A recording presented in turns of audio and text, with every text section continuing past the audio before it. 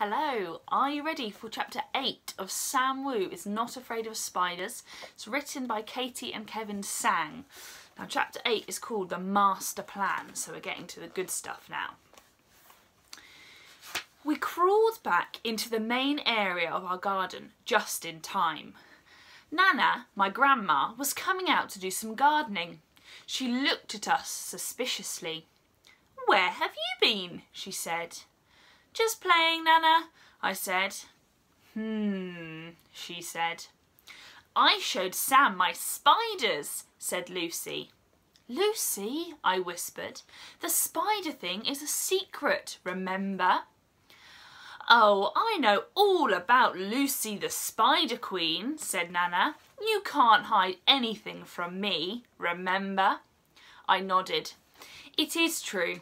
Nana can hear everything, and she has a spooky ability to know when we are up to something. But the good thing is, she usually helps out if we ask nicely. After all, she was the one I convinced to buy me my pet snake when I knew my parents would say no. All it took was promising to weed her garden. Nana is sometimes susceptible to bribes.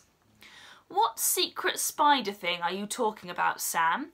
Nana said, narrowing her eyes at me. "Nothing," I said quickly. She said. "Well, you know I'll find out anyway." Then she went into her gardening shed, put on her giant gardening gloves and grabbed her gardening scissors. "Lucy," she said over her shoulder, "tell your little spider friends I'm pruning the bushes today, so they'd better run away if they don't want to get chopped." Then she started whacking away at the bushes. "I'm glad we aren't still in those bushes," said Bernard. "Otherwise we might have been the ones getting chopped." We all went into my room and turned on my computer. It only took Bernard a few seconds to find hundreds of videos of tarantulas doing all kinds of crazy things. Catching prey, making webs, and, just what we were looking for, going into battle with a bigger animal.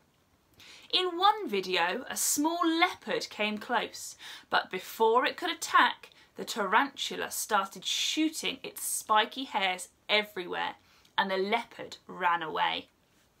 Lucy tried to get Butterbutt to watch the videos, but as usual, he was much more interested in watching Fang in his enclosure. He kept batting at the side of the glass. "Lucy," I said, "keep an eye on Butterbutt." "Maybe we should bring Fang to school to catch Tulip," suggested Zoe.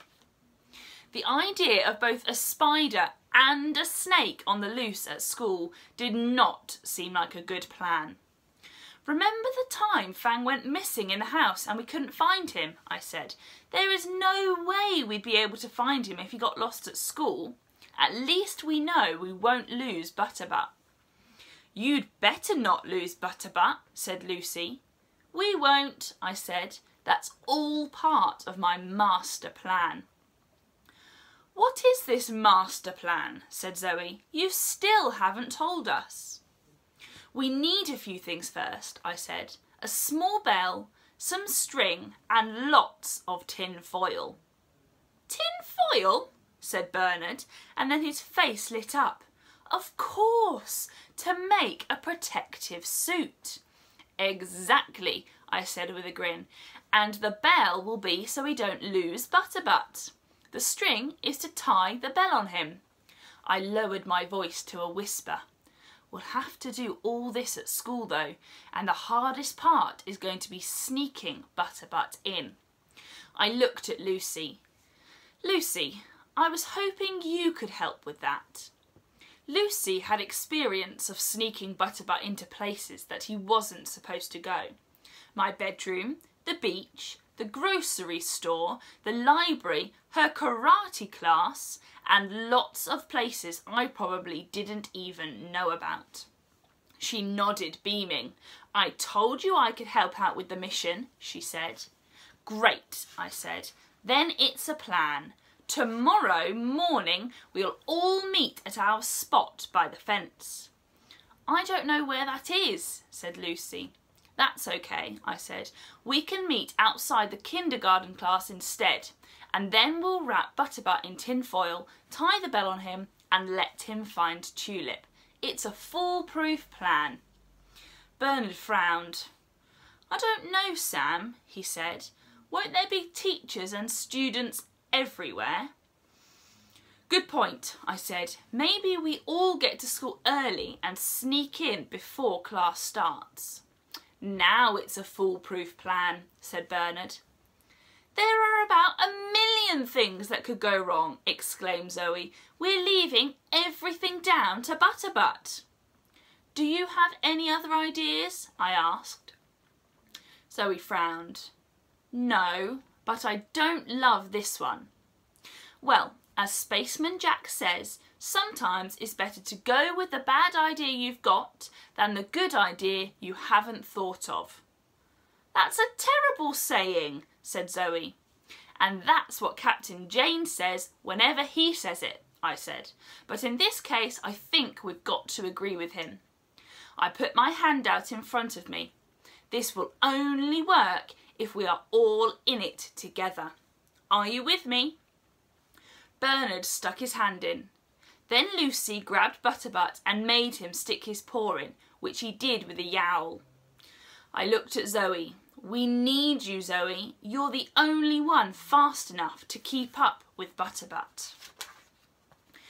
Zoe sighed dramatically.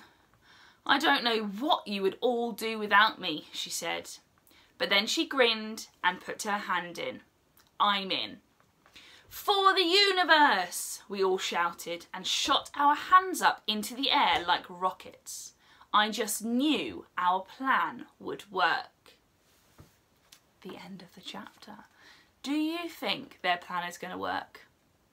I don't know, but I'm excited to find out in chapter 9.